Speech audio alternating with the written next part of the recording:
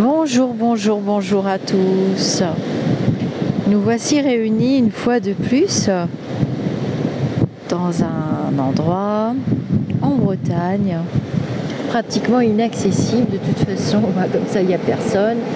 Le seul souci en Bretagne, c'est que la mer monte. Donc, il faut surveiller quand on se trouve dans des endroits magnifiques. Inaccessible, il faut surveiller parce que ça peut devenir dangereux. Alors, nous sommes réunis pour un petit instant de lecture de poésie. Et j'ai choisi aujourd'hui Khalil Gibran. Je vous lirai la 4e de couverture après pour ne pas embêter ceux qui arrivent sur la chaîne et qui découvrent ces instants de lecture en synchronicité et en relation, en ancrage avec la nature. Alors là, évidemment, nous avons la puissance, l'énergie de la mer et des élémentaux. Terre, aussi, eau,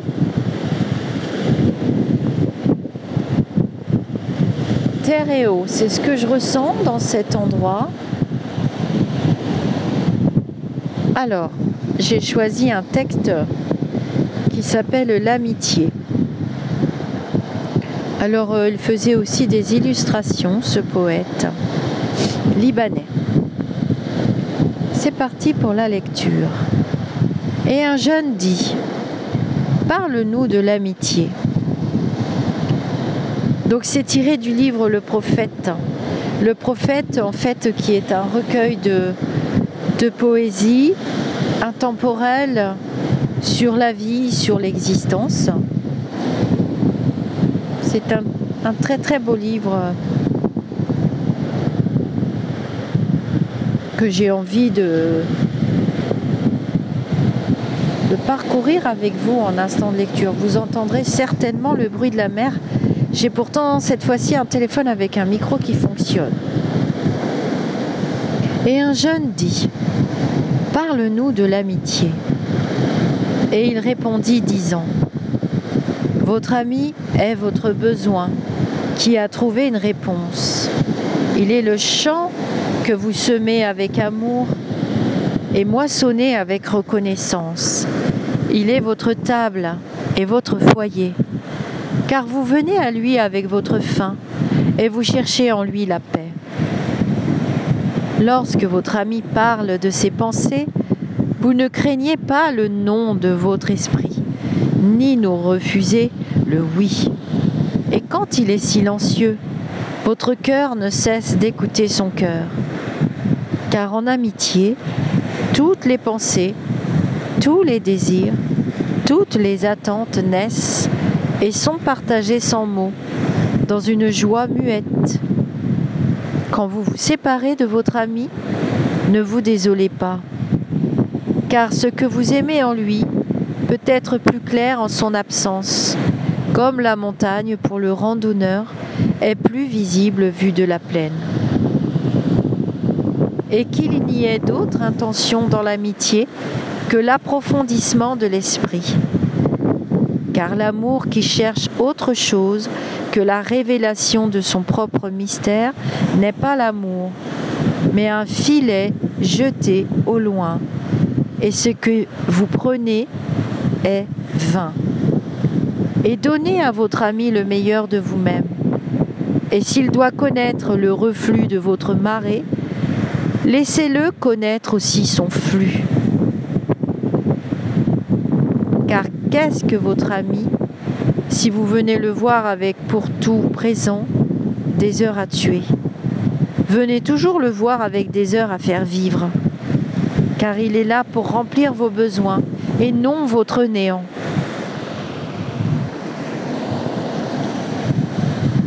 Et dans la tendresse de l'amitié, qu'il y ait le rire et le partage des plaisirs, car dans la rosée de menues choses, le cœur trouve son matin et sa fraîcheur. Waouh! J'adore. La parole, c'est un autre texte. Puis un érudit dit, parle-nous de la parole. Et il répondit disant, vous parlez quand vous cessez d'être en paix avec vos pensées, et quand vous ne pouvez davantage demeurer dans la solitude de votre cœur. Vous venez vivre dans vos lèvres, et leur son devient un divertissement et un passe-temps. Dans bien de vos paroles, la pensée est à moitié massacrée, car la pensée est un oiseau de l'espace, qui dans une cage de mots peut certes déplier ses ailes, mais ne peut voler. Il y a ceux parmi vous qui recherchent le bavard, de peur d'être seuls. Le silence de la solitude révèle à leurs yeux leur moi dans sa nudité, et ils voudraient s'enfuir. Et il y a ceux qui parlent et qui, sans le vouloir et sans le préméditer, révèlent une grande vérité qu'ils ne comprennent pas eux-mêmes.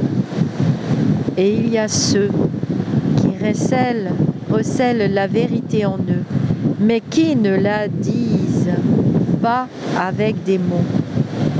Au sein de tels êtres, l'esprit demeure dans le battement du silence.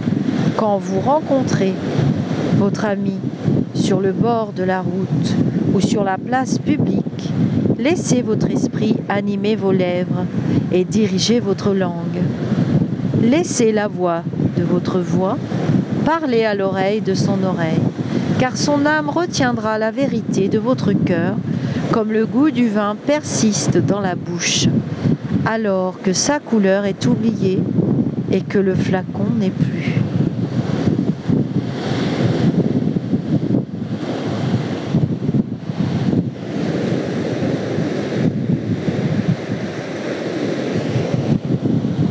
Alors,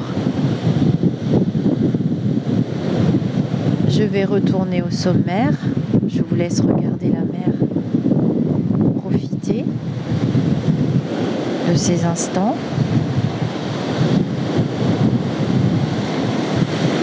Qui sont nécessaires au travail de nos ancrages et de notre bien-être aussi. C'est merveilleux de prendre un peu de temps pour soi.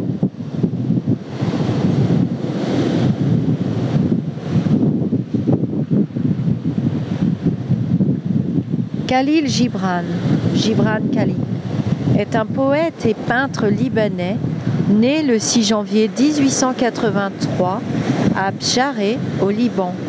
Il est mort le 10 avril 1931 à New York. Il a séjourné en Europe et passé la majeure partie de sa vie aux États-Unis. Publié en 1923 et composé de 26 textes poétiques, son recueil Le Prophète est devenu particulièrement populaire dans les années 1960, dans le courant de la contre-culture et les mouvements New Age. Certains ont comparé Gibran à William Blake et il est parfois appelé par l'écrivain Alexander Najar le Victor Hugo libanais. Il était chrétien catholique de rite maronite.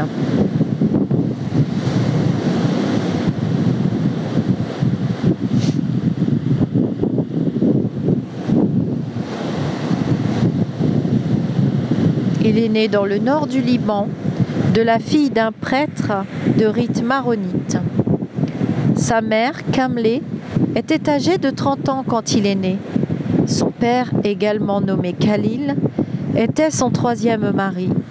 En raison de la pauvreté de sa famille, Gibran ne reçoit pas d'éducation formelle au cours de son enfance. Toutefois, les prêtres, qui rendent visite régulièrement à sa famille, lui apprennent la langue arabe, ainsi que la langue syriaque, et l'invitent à étudier la Bible. Le père de Khalil travaille d'abord comme apothicaire, mais se retrouvant avec une dette de jeu qu'il est incapable de payer, il se met au service d'un administrateur ottoman, chef de guerre local. Vers 1891, le père de Gibran est incarcéré sur des allégations de détournement de fonds. et les biens de sa famille sont confisqués par les autorités. Kamlé, la mère de Gibran, décide de rejoindre son frère aux États-Unis. Bien que le père de Gibran soit libéré en 1894, Kamlé reste décidé et part pour les États-Unis le 25 juin 1895, en amenant Gibran, ses jeunes sœurs Mariana et Sultana, ainsi que son aîné et demi-frère Boutros. Aux États-Unis, la famille Gibran s'installe dans le South End de Boston, qui est à l'époque la deuxième plus grande communauté syro-libanaise des États-Unis. Sa mère commence à travailler comme couturière itinérante, vendant de la dentelle et du lin qu'elle transporte de porte en porte. Gibran commence l'école le 30 septembre 1895. Il est placé dans une classe spéciale pour les immigrants par l'administration de son école pour mieux apprendre l'anglais. Gibran est aussi inscrit dans une école d'art. Grâce à ses enseignants, il est présenté à l'avant-garde artistique de Boston, à des artistes, à des photographes et à l'éditeur Fred Hollanday, qui l'ont encouragé et soutenu dans ses efforts de création. Un éditeur utilise certains des dessins de Gibran pour des couvertures de livres en 1898. La mère de Gibran, ainsi que son frère aîné Boutros, veulent l'imprégner de son patrimoine culturel d'origine plutôt que de l'esthétique de la culture occidentale qu'il préfère. Ainsi, à 15 ans, Gibran est renvoyé dans son pays natal pour étudier à l'école préparatoire et à l'Institut d'enseignement supérieur de Beyrouth, géré par les Maronites. Il lance un magazine littéraire étudiant avec un camarade de classe et il est élu poète du collège. Il y reste pendant plusieurs années avant de retourner à Boston en 1902. Arrivant sur Ellis Island le 10 mai. 2 semaines avant son retour, sa sœur Sultana meurt de la tuberculose à l'âge de 14 ans. L'année suivante, Boutros décède de la même maladie et sa mère meurt d'un cancer. Seule, sa sœur Mariana subvient à ses besoins matériels grâce à un emploi de couturière de boutique. L'art et la poésie. Gibran tient la première exposition de ses dessins en 1904 à Boston, à la journée du studio. Au cours de cette exposition, Gibran rencontre Elizabeth Mary Haskell, directrice respectée de 10 ans son aînée. Les deux se lient d'une amitié qui durera le reste de la vie de Gibran. Bien que leur relation soit discrète en public, leur correspondance révèle une intimité exaltée. Haskell a influencé non seulement la vie personnelle, mais aussi la carrière de Khalil. En 1908, il va étudier l'art à Paris pour 2 ans, au cours desquels il fréquente entre autres l'Académie Colarossi. Alors que la plupart des premiers écrits de Gibran sont en arabe, la musique, les ailes brisées, les nymphes des vallées, les tempêtes, la majeure partie de son travail postérieur à 1918 a été écrite et publiée en anglais. Son premier livre, avec la maison d'édition Alfred Knopf, en 1918, s'intitule Le Fou, un recueil de contes et paraboles. Gibran a également participé à la Ligue de la Plume, Art Rabita Al-Kalamia, aussi connu sous le nom des poètes immigrants, Al-Majar, aux côtés d'importants auteurs libano-américains tels que Amin Rihani, Elia Abou Madi et Michael Naimi. La mystique de Gibran se trouve au confluent de plusieurs influences, le christianisme, l'islam, le soufisme. le concept d'union avec Dieu et l'unicité de l'existence, les grandes religions de l'Inde, la théosophie. Sa poésie est remarquable pour son utilisation de la langue officielle, ainsi que des idées sur la vie exprimées par des thèmes spirituels. L'ouvrage le plus connu de Gibran s'intitule Le Prophète, un livre composé de 26 textes poétiques. Le livre est devenu particulièrement populaire pendant les années 1960, dans le courant de la contre-culture et les mouvements New Age. Depuis qu'il a été publié pour la première fois en 1923, Le Prophète n'a jamais été épuisé. Après avoir été traduit dans plus de 20 langues, il est devenu l'un des best-sellers des livres du XXe siècle aux États-Unis. Alors voilà, vous savez tout sur ce merveilleux poète qui évidemment trouve toute sa place sur notre chaîne Au-delà du spirituel. Je vous laisse quelques instants avec la mer.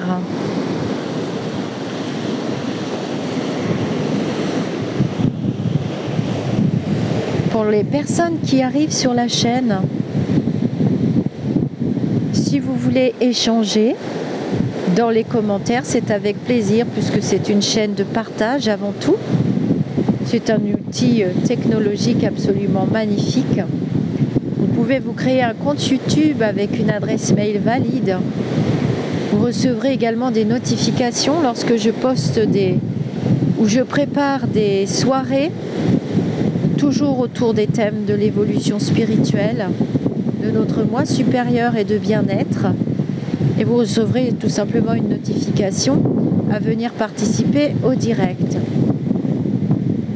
J'ai organisé pendant ces 2 années de traversée de la Covid, de la situation générée par ce virus, j'ai organisé des journaux, des lumineux, afin qu'on puisse se soutenir les uns les autres, entre autres, et puis de délivrer des messages positifs en lisant l'avenir. Voilà. En me connectant à des entités spirituelles évoluées, afin que nous puissions comprendre et avancer vers un monde meilleur, vers un monde nouveau, puisque l'ancien n'a plus sa place. Et il y a des poètes comme Khalil Gibran qui ont écrit ce type de poème totalement intemporel, que je mets en instant de lecture. Vous trouverez facilement dans les playlists pour les nouveaux arrivants. Et vous avez également à votre disposition un groupe Facebook qui s'appelle Au-delà du spirituel. Ne vous trompez pas d'adresse, parce que beaucoup d'entre nous, moi-même quelquefois, je me suis trompée d'adresse, parce qu'il y a un groupe qui s'appelle Spirituel Au-delà.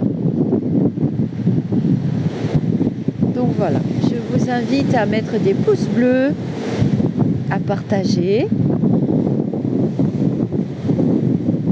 Et je vais devoir vous laisser parce que je ne vais pas pouvoir retourner sur mon sentier de randonnée. Et elle va commencer à taper sur les rochers. J'adore ça, mais la vidéo va moins aimer. Je vous dis namasté. Je vais vous faire un petit tour d'horizon. Donc le chemin de randonnée est là-haut. Il fait un ciel magnifiquement bleu. Et vous voyez, donc évidemment je suis équipée. Il va falloir que je réescalade et c'est très joli cette luminosité. Donc je suis en Bretagne, hein. Vous voyez, mais la mer grossit au fil des heures. Alors, quand on regarde la mer tout simplement, on fait de la méditation spontanée. Vous avez juste à vous asseoir et à regarder les vagues. Et ça travaille les ancrages et ça permet de se sentir bien. Et en plus, on a les bénéfices des embruns, avec tous les oligo-éléments qu'ils contiennent. Et tout ça, c'est de la bonne santé en pagaille. Je vous dis namasté et à très vite pour d'autres instants diverses et variés sur notre chaîne, au-delà du spirituel. Bye bye.